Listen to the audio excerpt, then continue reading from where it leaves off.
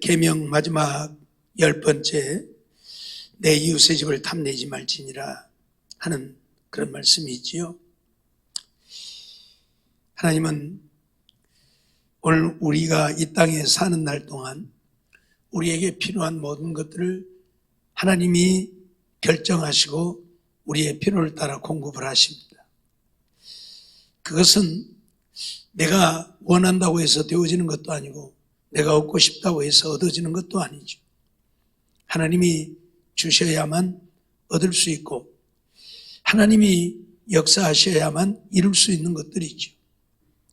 그러기에 오늘 우리는 우리에게 주어진 것을 우리는 감사히 여기고 하나님 앞에 감사하며 살면 그뿐이라 그런 말씀이지요. 오늘 하나님은 분명히 계명을 통해서 내 이웃의 집을 탐내지 말지니라 그렇게 말씀합니다. 내 이웃의 집이라 표현을 했는데 내 이웃에 있는 모든 것, 그 어떤 것도 탐내지 말라 그런 말씀이죠. 이것은 무엇을 말하고 있는 것입니까? 내 이웃의 것은, 네 것이 아닌 것은, 늘 말씀드리지만 나 외에는 다 내 이웃입니다. 부모도 이웃이고 형제도 이웃이고 자식도 이웃이고, 그러니까 네 것이 아닌 것은 어떤 것도 욕심내지 말라 그런 말이에요. 어떤 것도 욕심내지 말라. 요즘 심심찮게 자식의 것을 욕심내어가지고 또는 부모의 것을 욕심내어가지고 또는 남편의 것을 욕심내서 아내의 것을 욕심내서 비극적인 일들이 많이 벌어지죠. 부모가 자식을 죽이는 일도 생기고 자식이 부모를 죽이는 일도 생기고 남편이 아내를 죽이고 아내가 남편을 죽이는 일도 생기고. 왜요? 욕심내어서. 욕심 때문에. 욕심만 버리면 이런 비극적인 일들이 일어나지 않을 터인데 욕심 때문에요. 욕심 때문에. 어떤 사람은 사람을 죽이고 그 집에 들어가서 돈 10만 원 훔쳐가고 카드 하나 가져다가 410만 원 쓰고 420만 원에 사람을 죽여요. 세상이 이렇게 되어 있어요. 그 돈 420만 원이 무엇이라고 그것 때문에 사람을 죽입니까? 그놈의 욕심이 아무것도 아닌데 그놈의 욕심이 하나 더 갖고 싶은 그 욕심이 내 것보다 더 큰 것을 갖고 싶은 욕심이 화를 불러요. 화를 불러. 그래서 내 이웃의 집을 탐내지 말라고 하는 것은 네 것 아닌 것은 어떤 것도 욕심내지 말라. 욕심에서 시작되니까. 욕심에서 모든 화가 시작되어지니까. 욕심내지 말라. 그 말이에요. 오늘 우리는 그래서 어떤 것도 욕심내지 않는 우리가 되어야 할 것입니다. 하나님이 내게 주신 것으로 만족하고 하루 한 끼만 먹으라면 두 끼는 금식하라는갑다 그러고 그것도 감사하고 오늘 우리는 하나님이 내게 주신 것으로 감사하면서 어떤 것도 욕심내지 말라. 그걸 우리에게 말씀하는 거예요. 내 이웃의 집을 탐내지 말라 그러면서 내 이웃의 아내나 그의 남종이나 그의 여종이나 그의 소나 그의 낙이나 무릇 내 이웃의 소유를 탐내지 말라 그렇게 말하잖아요. 그러니까 내 것이 아닌 것은 어떤 것도 탐내지 말라는 거예요. 그것이 무엇이든지 바가지 하나라도 탐내지 말라 그 말이에요. 바가지 하나라도 탐내지 말라. 가끔 보면 여기 길에 저 앞집 사는 사람들이 뭐다 뭘 심어놨잖아요. 대추도 열려갖고 막 길 너머로 넘어오고 또 뭔 수세미도 심어놔갖고 수세미도 막 주렁주렁 열려갖고 있고.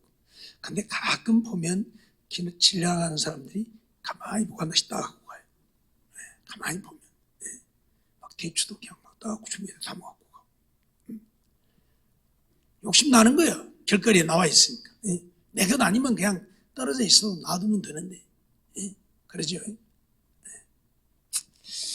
하나님은 오늘 우리에게 세상 사람들은 그럴지라도 하나님을 믿는 하나님의 백성들은 우리의 소유가 다 하나님이 주신 것이고 하나님이 내게 필요하셔서 내게 주셨으니 그것으로 만족하고 이웃의 것을 욕심내지 말라. 그걸 우리에게 가르치고자 함이에요. 여기에는 뭐 소나 낙이나 그렇게 표현되어졌지만 마지막에 물은 내 이웃의 소유를, 그래서 내 이웃이 가지고 있는 것은 어떤 것 하나라도, 벽돌 하나라도 손대지 마라. 욕심내지 마라. 전 필요하면 달라고 해서 가져갈지언정 욕심내지 마라. 욕심은 내지 마라. 사실 필요할 수도 있지만 또 없어도 살아요. 그러죠? 근데 그거 하나 필요하다고 욕심내다 보면 달라고 해서 안 주면 어쩝니까? 이제 욕이 나와, 이제. 그거 백돈 안 나갖고 징급스럽게 간다고. 그래서 또 문제가 되잖아요. 그래서 하나님은 내 이웃의 소유는 어떤 것도 탐내지 마라. 어떤 것도 탐내지 마라. 신명기 5장 21절을 보면 내 이웃의 아내를 탐내지도 말지니라. 내 이웃의 집이나 그의 밭이나 그의 남종이나 그의 여종이나 그의 소나 그의 나귀나 물은 내 이웃의 소유를 탐내지도 말지니라. 신명기 5장도 출애굽기 20장에 있는 말씀과 같은 말씀인데, 아무튼 이스라엘 백성들이 가나안 땅에 들어가기 전에 모세가 이스라엘 백성들에게 다시 한번 이 계명을 일깨워주는 그런 말씀이기도 하지요. 신명기 7장 25절에도 보면 너는 그들의 조각한 신상들을 불사르고 그것에 입힌 은이나 금을 탐내지 말며 취하지 말라. 두렵건대 네가 그것으로 인하여 올무에 들까 하노니 이는 내 하나님 여호와의 가증히 여기시는 것임이니라. 그런 말씀을 하죠. 조각한 신상들을 불사르라고 말씀하면서 그 조각한 신상들에게 은을 입히기도 하고 금을 입히기도 한단 말이죠. 신상을 아름답게 보이게 하려고. 그런데 그 은이나 금도 탐내지 말고 취하지 말라, 그렇게 말씀해요. 불살라서 없애버리는 것보다는 취하는 것이 좋잖아요. 불살라서 그냥 없애버리고 다 갖다 버려버리니 금이나 은 가져다가 뭐 팔면 돈 될 테니까. 그런데 그러지 말라. 그러지 말라. 요즘 그 이빨들이 많이 안 좋아서 이빨들을 하다 보면 금이빨을 하는 사람들이 많이 있죠. 그런데요, 참 사람의 욕심이란 게, 그 금이빨이 뭐라고 부모가 죽으려고 하면 이빨부터 빼는 사람도 있대요. 죽은 뒤에 빼도 될 것인데 죽기 전에 빼려고. 죽은 뒤에 시체를 손대는 것이 좀 무서운가 보지요. 그런 게 죽기 전에 빼려고 죽으려고 하면 이빨부터 뺀대요. 그런 자식도 있대요. 그게 뭐라고? 그까지 그 돈 정말 세상 사람들의 욕심이란 게 이래요. 욕심이란 게 이래요. 또 부모가 죽으면 형제가 와서 빼갈까 무섭게 먼저 본 사람이 먼저 빼려고 벤치 들고 달라들고. 참 세상이 이래요. 이래요. 그게 뭐라고요? 하나님은 오늘 우리에게 이 신상에게 입혀진 은이나 금 탐내지 말고 취하지 말라. 그것으로 인하여 올무에 들까 한다. 분명히 선언을 하죠. 누가복음 12장 15절에도 보면 저희에게 이르시되 삼가 모든 탐심을 물리치라. 사람의 생명이 그 소유에 넉넉한 데 있지 아니하리라 말씀하죠. 모든 탐심을 물리치라.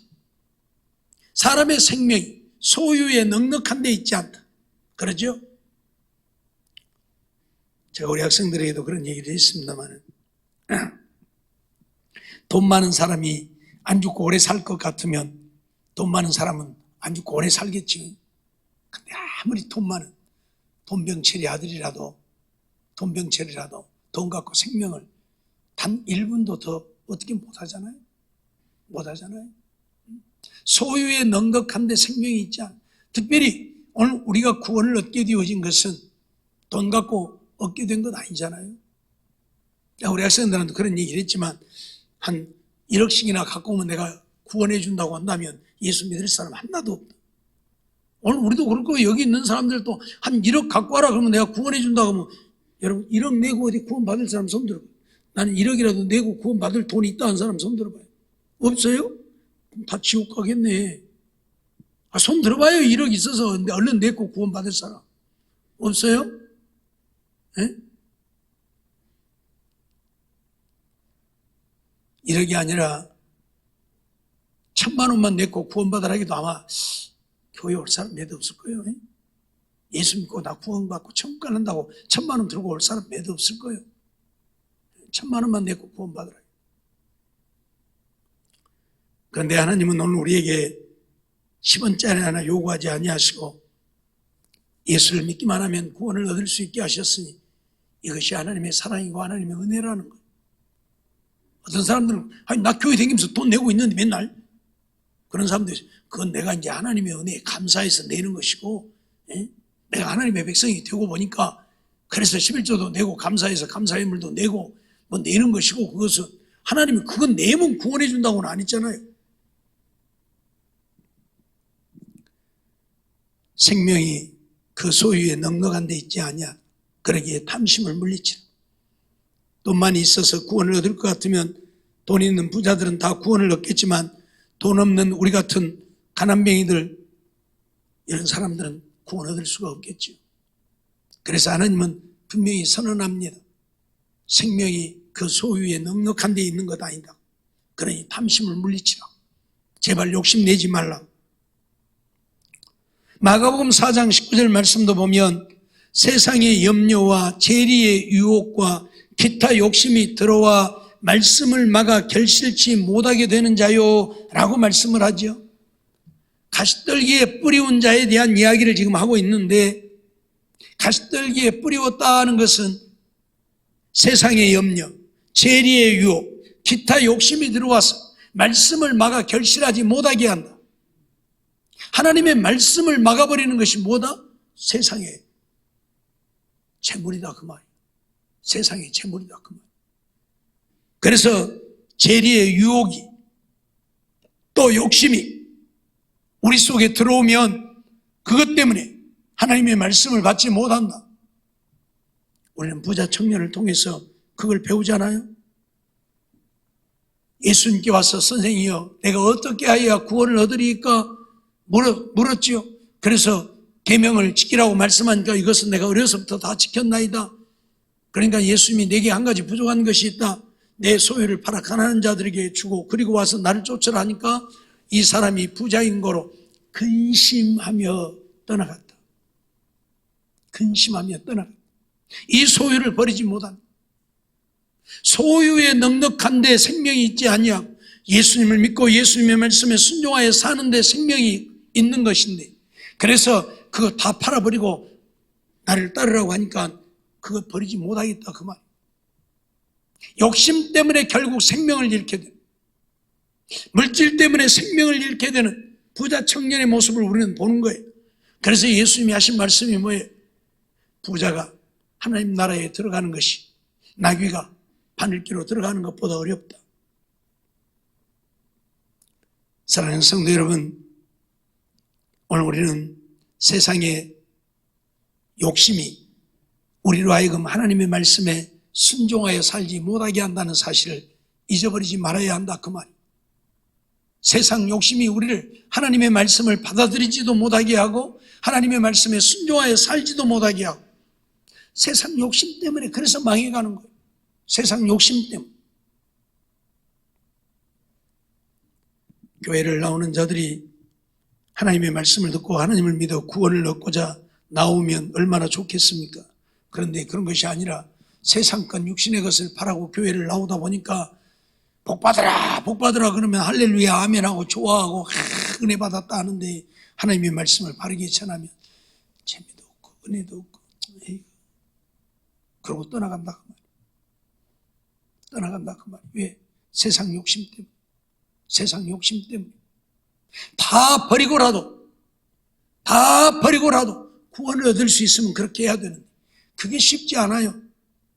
욥과 같은 믿음을 갖는다는 것이 결코 쉽지 않아요. 욥의 아내마저도 그래서 뭐라고 그래요? 그래도 당신이 순전을 지키려느냐? 하나님 저주하고 죽어라. 하나님 저주하고 죽어라.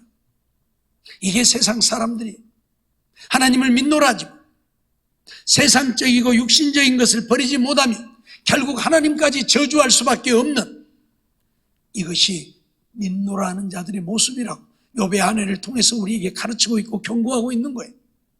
예? 노아의 홍수를 통해서도 오늘 우리에게 그런 것을 가르치고 있지 않습니까? 홍수가 나서 자기들을 멸하기까지 먹고 마시고 시집가고 장가가고 있어 오직 세상적인 욕심에 취해서, 세상적인 쾌락에 취해서 하나님의 말씀은 상관도 없는 거예요. 그러니 구원 얻을 자가 없는 거예요. 그러니 구원 얻을 자가 없는 거예요. 전부 세상적이고 육신적이고. 오늘 우리는 정말 이거 깨달아야 돼요. 세상 것 다 잃어버리고 다 포기해. 아니, 하나님이 다 가져가셔버려. 하나님을 믿는 믿음이 있기에 감사할 수 있어요. 하박국의 고백이 오늘 우리의 고백이 되지 않으면 오늘 우리는 믿는 자나 믿지 않는 자나 똑같아요. 똑같아요. 하박국의 고백이 있지 않는 한 오늘 우리는 똑같아요. 세상 사람들도 세상 건 육신의 건 욕심내고 살고 우리도 세상 건 육신의 건 욕심내고 살고.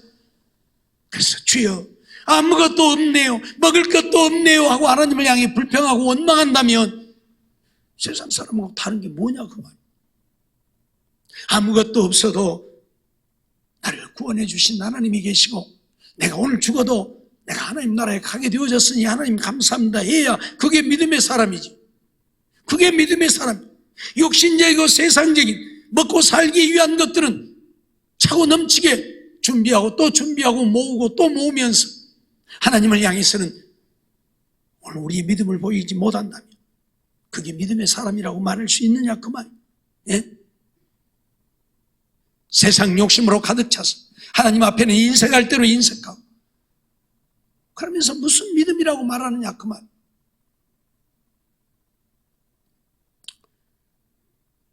오늘 우리는 정말 욕심을 버리지 않는 한 하나님의 말씀에 순종해서 믿음으로 살 수 없다는 사실을 잊어버리지 말아요. 잊어버리지 말아요. 그 욕심이 나를 붙드는 거예요. 그 욕심이 하나님의 말씀을 받지 못하게, 그 욕심이 하나님의 말씀에 순종하지 못하게, 그 욕심이 결국 세상 사람과 똑같이 되게 만드는 욕심이요. 그러니 오늘 우리는 욕심을 좀 버려야만 믿음의 사람이 되어질 수 있는 거예요.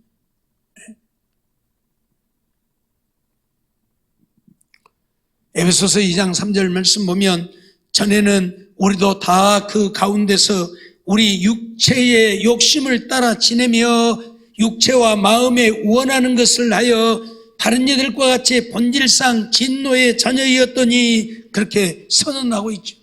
우리 육체의 욕심을 따라 지냈다. 그래서 어쨌다고요? 본질상 진노의 자녀였다. 하나님 앞에 진노를 받을 수밖에, 버림받을 수밖에, 멸망할 수밖에 없는 자녀였다. 선언하고 있어요. 욕심을 따라 지내며, 욕심을 따라 지내며 하나님 앞에 진노를 받을 수밖에 없다 그 말이에요. 욕심을 좀 버려야 하나님의 말씀에 순종하여 살 수 있는 것이지.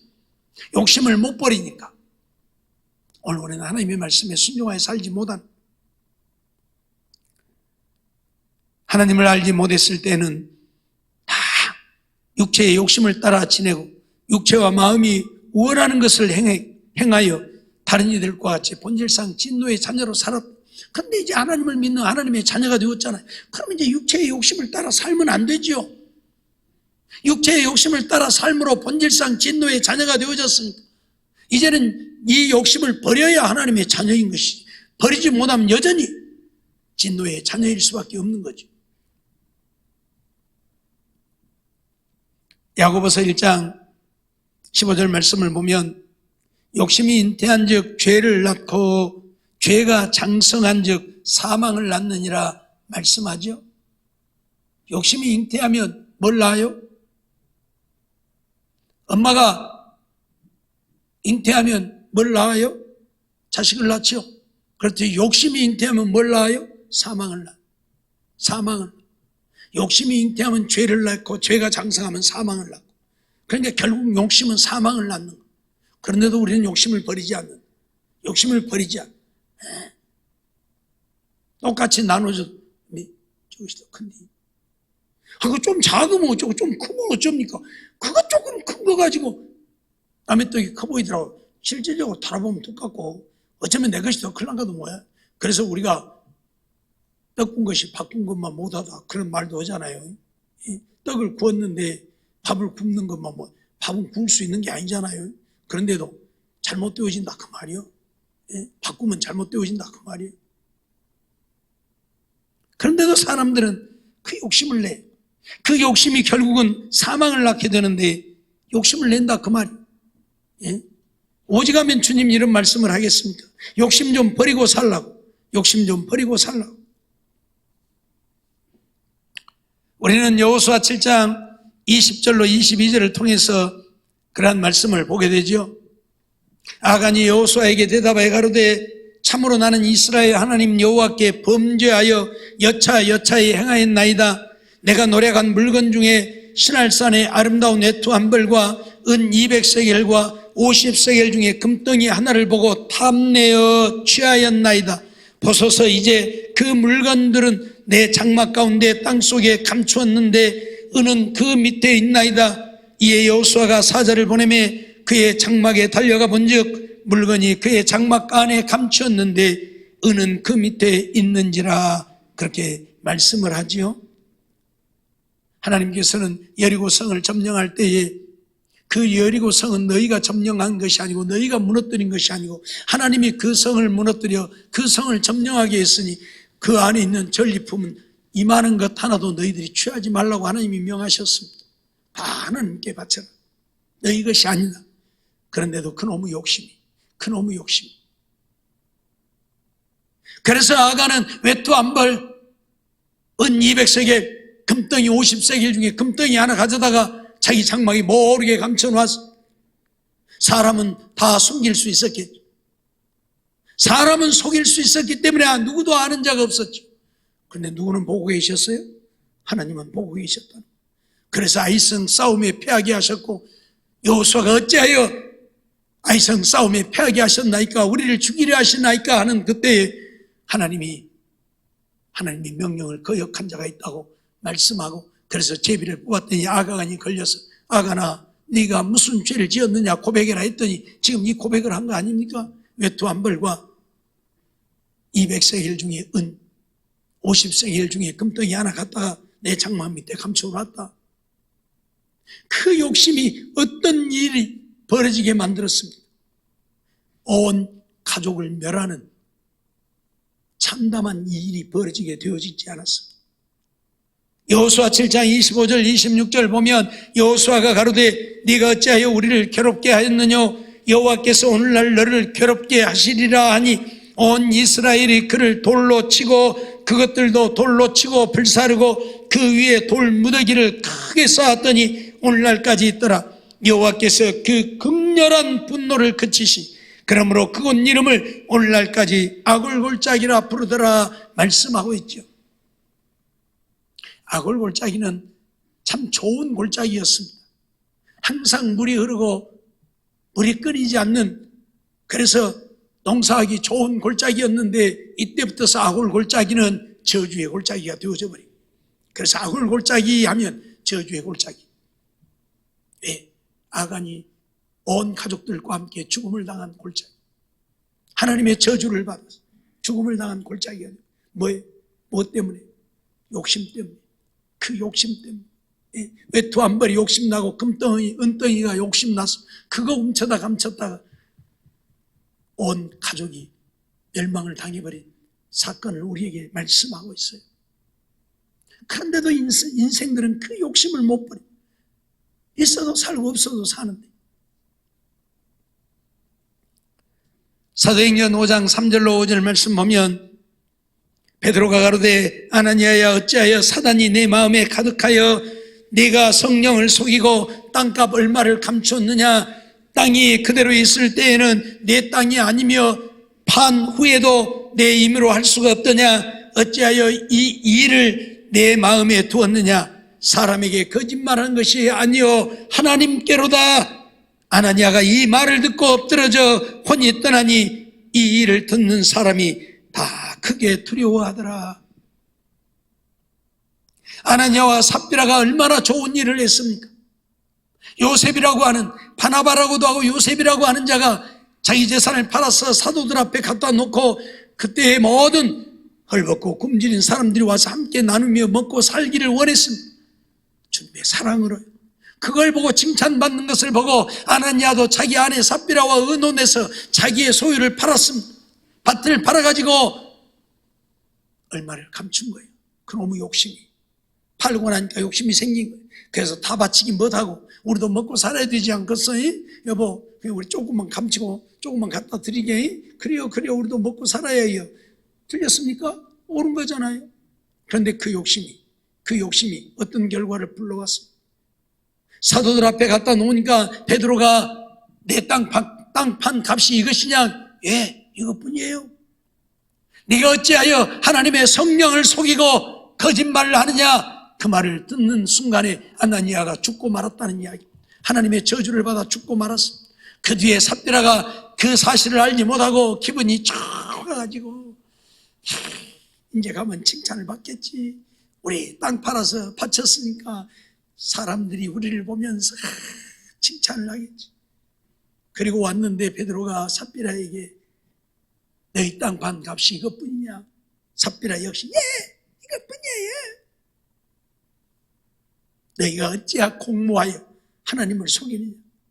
보라, 내 남편을 장사하고 오는 사람들의 발걸음이 문 앞에 이르렀느니라. 그 순간에 삽비라도 죽고 말잖아요.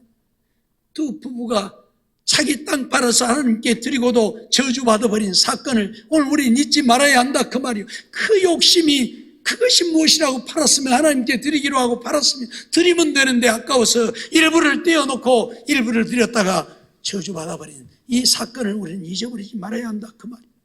알았습니까? 나 먹고 쓸 것은 차고 넘치도록 모으고 준비하고 쌓고 저축하면서 하나님 것도 떼어먹으면 하나님이 복을 주시겠느냐 그 말이 아니죠. 그놈의 욕심 때문에 결국 내가 망하는 거. 망할지도 우리는 해서는 안 됩니다. 그래서 우리는 욕심 좀 버려야 합니다. 하나님 것도 떼어먹고 도적질하지 말고, 예, 하나님께 드려야 할 것 다른 데 쓰지 말고. 욕심이 나를 망하게 한다는 사실 잊어버리지 마세요. 이런 이야기들은 성경에 차고 넘치잖아요. 예? 사울도 그렇고, 예? 그놈의 짐승떼가 욕심나서 결국 하나님께 버림받잖아요. 예? 욕심은 결국 나를 망하게 하는, 하나님의 진노를 받게 하는.